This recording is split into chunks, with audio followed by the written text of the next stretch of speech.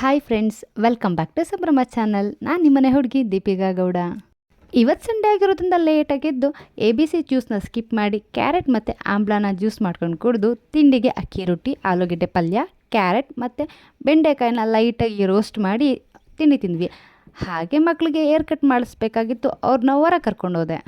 ಅವ್ರಿಗೆ ಹೇಗಿಷ್ಟನೋ ಅದೇ ರೀತಿ ಹೇರ್ ಕಟ್ ಮಾಡಿಸಿ ಅವರಿಬ್ಬರನ್ನು ಹೊರಗೆ ಸುತ್ತಾಡ್ಸೋಣ ಅಂತ ಕರ್ಕೊಂಡೋದೆ. ಸ್ವಲ್ಪ ಗ್ರೋಸರೀಸ್ನ ತೊಗೊಂಡು ಮಕ್ಕಳಿಗೆ ಟಾಯ್ಸ್ ಕೊಡಿಸ್ಕೊಂಡು ಅವರಿಬ್ರಿಗೂ ಕಬಿನಲ್ಲಿ ಕುಡಿಸ್ಕೊಂಡು ಇಬ್ಬರು ಪಿಜ್ಜಾ ಬೇಕು ಅಂತ ಕೇಳಿದ್ರು. ಸೊ ಅದನ್ನು ತಿನ್ನಿಸ್ಕೊಂಡು ಮನೆ ಕರ್ಕೊಂಡು ಬಂದೆ. ಇಂದ ಬರ್ತಾನೆ ಚಿಕನ್ ತೊಗೊಂಡು ಬಂದಿದ್ದೆ. ಮನೆಗೆ ಬಂದು ಮನೆಯೆಲ್ಲ ಕ್ಲೀನ್ ಮಾಡ್ಕೊಂಡು ಚಿಕನ್ ಬಿರಿಯಾನಿ ಕೂಡ ಮಾಡ್ಕೊಂಡು ತಿಂದು ರೆಸ್ಟ್ ಮಾಡೋಣ ಅಂತ ಕೂತ್ಕೊಂಡೆ. ಅಷ್ಟರಲ್ಲಿ ನನ್ನ ಫ್ರೆಂಡ್ ಕಾಲ್ ಬಂತು.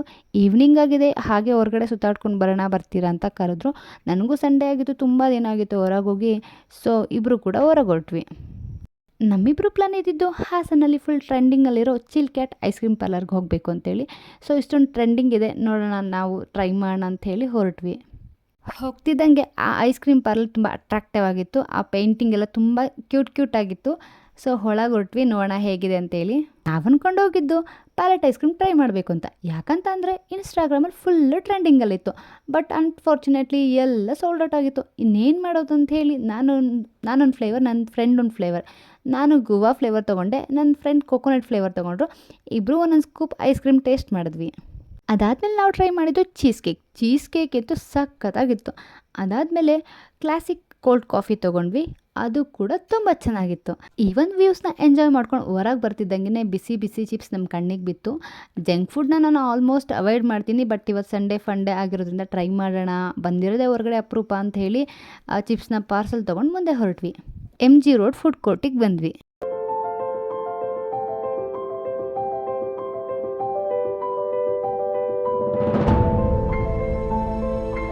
ಅವರಿಗೆ ಪಾನಿಪುರಿ ಅಂದರೆ ತುಂಬ ಇಷ್ಟ. ನಾವು ಕೂಡ ಅಲ್ಲಿಂದನೇ ಸ್ಟಾರ್ಟ್ ಮಾಡೋಣ ಅಂತೇಳಿ ಪಾನಿಪುರಿ ಚಾಟ್ಸ್ ಹತ್ರ ಹೋದ್ವಿ. ಕೃಷ್ಣ ಚಾಟ್ಸ್ ಅಂತ. ಇಲ್ಲಿ ನಾನು ಒಂದು 5-6 ಸತಿ ಟ್ರೈ ಮಾಡಿದ್ದೀನಿ, ತುಂಬ ಚೆನ್ನಾಗಿರುತ್ತೆ. ಈ ರೋಡಿಗೆ ಬಂದಾಗಷ್ಟೇ ಇಲ್ಲಿ ಟೇಸ್ಟ್ ಮಾಡಿರೋದು. ಇದನ್ನು ಬಿಟ್ಟರೆ ನನ್ನ ಪರ್ಸ್ನಲ್ ಫೇವ್ರೆಟ್ ಪಾನಿಪುರಿ ಚಾಟ್ಸ್ ಯಾವುದಪ್ಪ ಅಂತಂದರೆ ಪೃಥ್ವಿ ಟಾಕೀಸ್ ಹತ್ರ ದೀಪು ಚಾಟ್ಸ್ ಅಂತ ಇದೆ.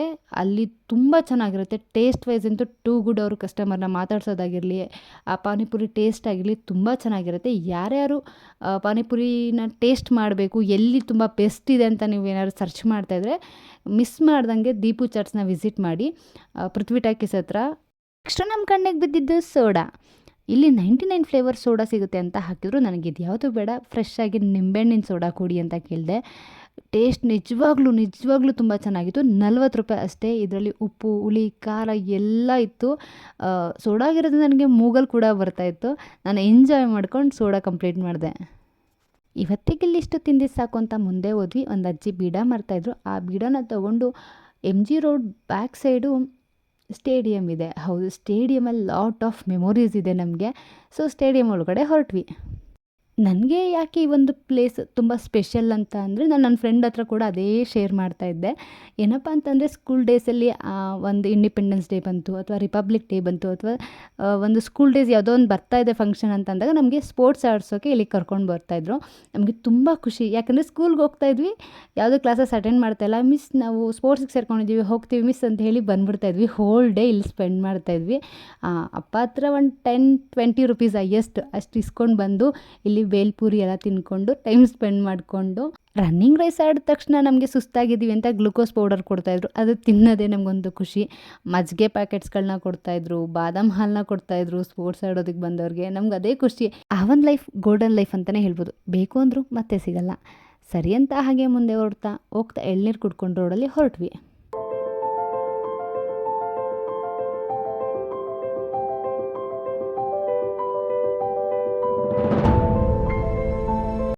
Sunday mini vlog. ಇಲ್ಲಿವರೆಗೂ ನನ್ನ ವೀಡಿಯೋನ ಫುಲ್ ನೋಡಿದ್ದೀರ ಅಂತಂದರೆ ನಿಮಗೆ ನನ್ನ ವೀಡಿಯೋ ಇಷ್ಟ ಆಗಿದೆ ಅಂಥೇಳಿ ಅನ್ಕೋತೀನಿ. ಇದೇ ಥರ ನಿಮಗೆ ಹೆಚ್ಚಿನ ವೀಡಿಯೋ ಬೇಕು ಅಂದರೆ ದಯವಿಟ್ಟು ನನ್ನ ಚಾನಲ್ನ ಸಬ್ಸ್ಕ್ರೈಬ್ ಆಗಿ, ಹಾಗೆ ಬೆಲ್ಲೈಕನ್ ಕ್ಲಿಕ್ ಮಾಡೋದನ್ನ ಮರಿಬೇಡಿ. ಯಾಕಂದರೆ ನಾನು ಯಾವುದೇ ನೆಕ್ಸ್ಟ್ ವೀಡಿಯೋ ಅಪ್ಲೋಡ್ ಮಾಡಿದ್ರೂ ನಿಮಗೆ ಫಸ್ಟ್ ನೋಟಿಫಿಕೇಷನ್ ಆಗುತ್ತೆ. ಕೆಲಸದ ಒತ್ತಡ ಇರೋದ್ರಿಂದ ನನಗೆ ಕಂಟಿನ್ಯೂಸ್ ಆಗಿ ವೀಡಿಯೋ ಮಾಡೋದಕ್ಕಾಗ್ತಾಯಿಲ್ಲ. ದಯವಿಟ್ಟು ನನ್ನನ್ನು ಕ್ಷಮಿಸಿ. ಇನ್ಮೇಲೆ ಖಂಡಿತ ನಾನು ಆದಷ್ಟು ವೀಡಿಯೋಸ್ಗಳನ್ನ ಅಪ್ಲೋಡ್ ಮಾಡೋದಕ್ಕೆ ಟ್ರೈ ಮಾಡ್ತೀನಿ. So thank you so much.